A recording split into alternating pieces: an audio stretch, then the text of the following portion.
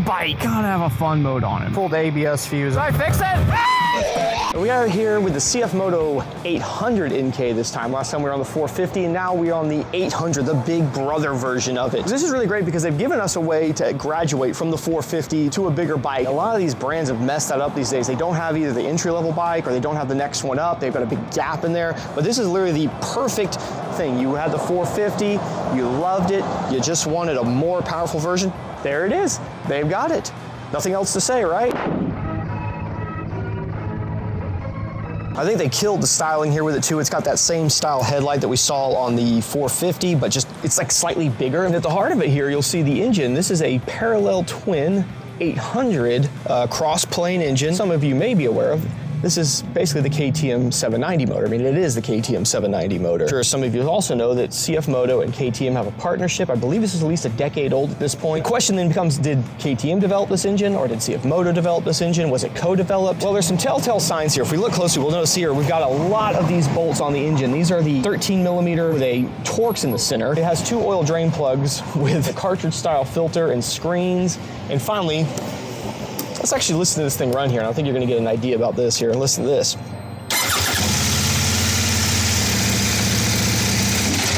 Sounds horrible. If you've only ever owned Japanese motorcycles or sort of similar, and you saw or heard one of these KTMs, you'd think something's wrong with it, but that's a KTM motor. Spite has a really good video where he's actually comparing this to a 790 straight up. He rides them back to back and really talks all about it. But he was saying in that video that a lot of those Dukes have a Chinese VIN on them. And that's where things do get a little interesting, because it's like, is it just a rebadge? Is it just a redone 790? Again, Spite talks a lot about in his video, but what we can observe here is we do have the same motor.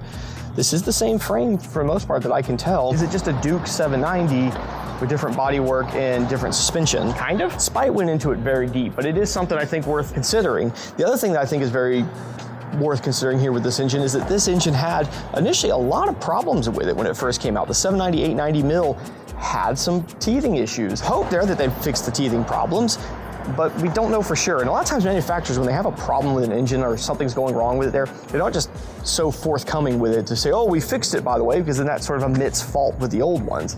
So I don't think we're gonna see that. I do love the styling though on this bike. It does look really good. I feel like the 450 version of this bike looks slightly better, particularly the tail.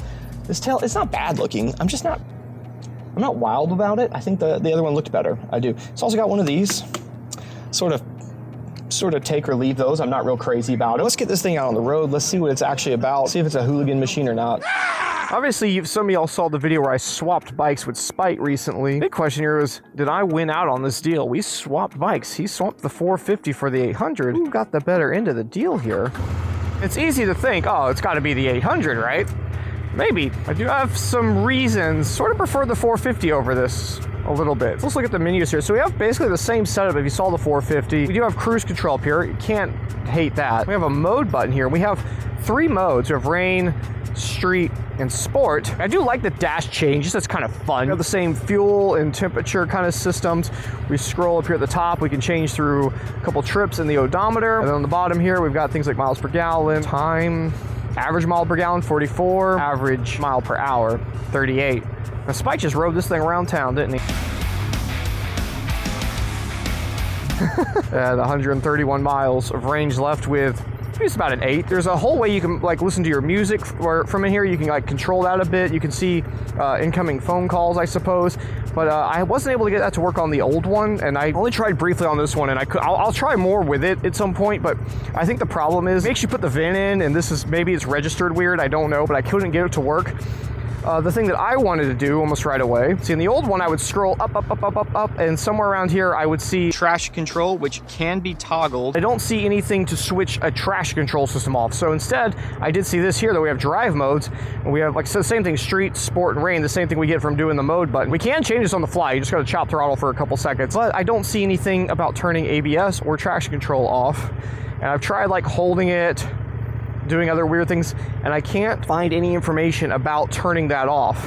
And here's the thing, it's got it. No, it doesn't. Future Jake here. It does not have traction control. It doesn't have anti-wheelie. It's got something called torque monitoring. A lot of these Bosch ECUs have it. There's just not a way to turn it off. I think I might know a workaround, but that's something we'll touch on in a future video. But you're gonna hear this come up throughout the video. I'm trying to figure out why the bike gonna come up when you're trying to do a wheelie. The Duke 790's got a track mode and you can turn it off, but they didn't. I think there's like a more cool version we're gonna get later that has that, but we don't have it on it right now. So just so you know, that's what I'm talking about. This is Future Jake who's discovered it. Anyway, back to the video. This is something I tried to look at a lot of other reviewers to see if I could see anyone talking about this, and I could not. But you know, I'll bring it up since you're getting it from a Jake review. Realizing not everybody cares about that. It's an easy bike to ride. Build quality, yes, it does seem similar to any good, well-engineered bike. This doesn't seem cheap and chintzy. The engine and the way it feels and the response definitely feels European, not Chinese, not Japanese though either. It feels European. And it is. This is a European engine.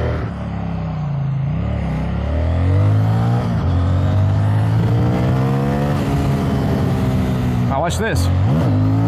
No wheelies. Denied. Did you see? Notice that? Watch. That is not letting me wheelie.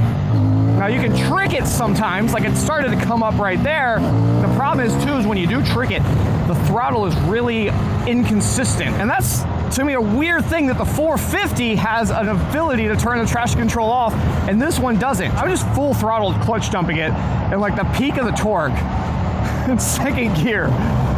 This thing should 100% to a wheelie, okay? Obviously, it's highly confident it speeds like this. I mean, it's still naked, so I'm having all the wind hit me, but it's not like a big deal. Where's my instant miles per gallon? Around 60 or so, 60, 65 at this speed. Roll on, effortless power. We should expect that, though.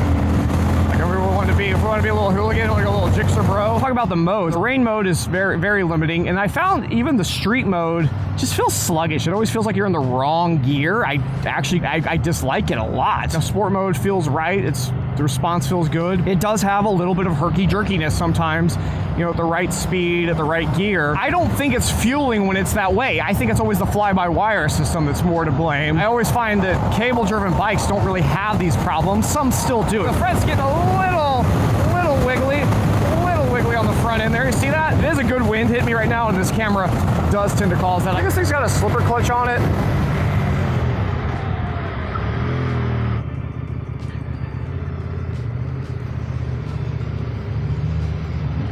Yeah, this is an 800. When did you get this? Well, this one, it grew. It got bigger. Shut up. Well, it's cutting in. Cutting in.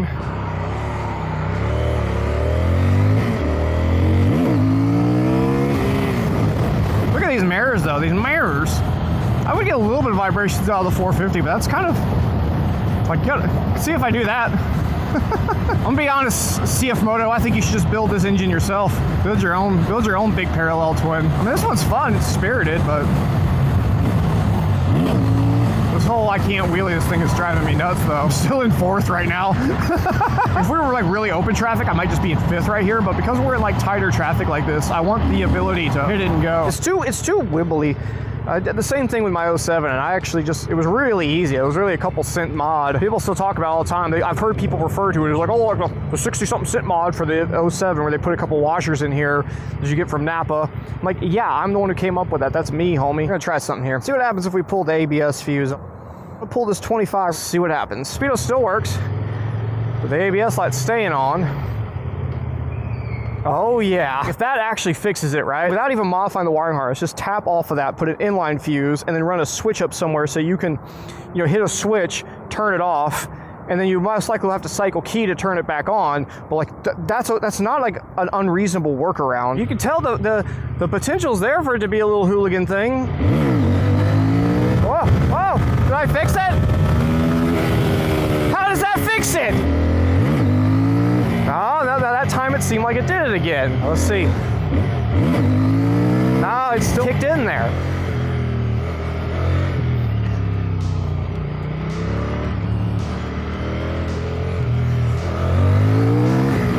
The brakes even feel so much better now without the ABS interfering. Like if we come in there and we just... Yeah.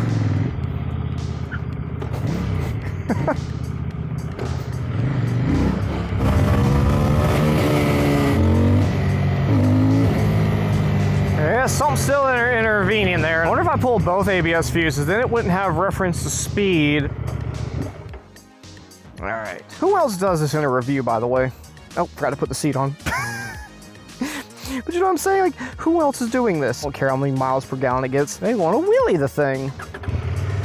All right. Yeah, that's what I thought. No speedo.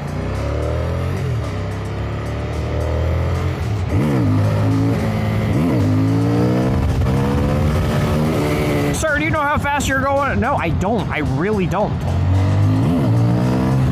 It's still... Yeah, if I tug her, it'll come up. It's gotta have a fun mode on it, man. There's no way that this is it. Yeah, it's... That should result in a big old wheelie, not a little baby hickey-do-up like that. It should come right up. Oh, they got a gravel parking lot. That'd be a good test. Okay, unless it's spin there. What is with you, bike? I forgot where it's a little cooler. I mean, you know, do like that now. I don't know, man. And here's the thing, this bike is like really good otherwise. It's simple. You just have to be able to disable some safety features on this bike and it would be absolutely dope. Like, can you imagine if you bought a Mustang and you couldn't do a burnout in it because it had just like stuck on traction control? I'm not saying you do that every day. You may not ever want to do that, but you want the option. No, come on, dude. Ah! I don't know. I'm running out of ideas. Well, I suppose I'll just put the fuses back in. I don't really know what else to do. It's such a good bike otherwise. I know this is something that probably not everybody cares about. If you don't care about doing hooligan and you're thinking about getting this over in 07, I mean, I already tell you, probably consumer advice right here, right now. I better. There's still a lot of other questions, of course, you could have, and they're understandable, but I mean, it's a good bike. But that inability to like driving me nuts. I'm gonna look more into it. I'm not giving up. I'm gonna email my guys up there and see if they know something I don't know. There's a longer uncensored version of this video over on Patreon. You can see that for just $1 a month. And if you do that, link your Discord and come chat me in there. I'm in voice chats all the time in there, or a few videos ahead. So maybe I've already figured something out over there. Maybe I know some magic trick that I've figured out by now. So go check that out. Otherwise, I'm just gonna stick the fuses back in it and go home with my tail between my legs because I don't know what else to do. See y'all later.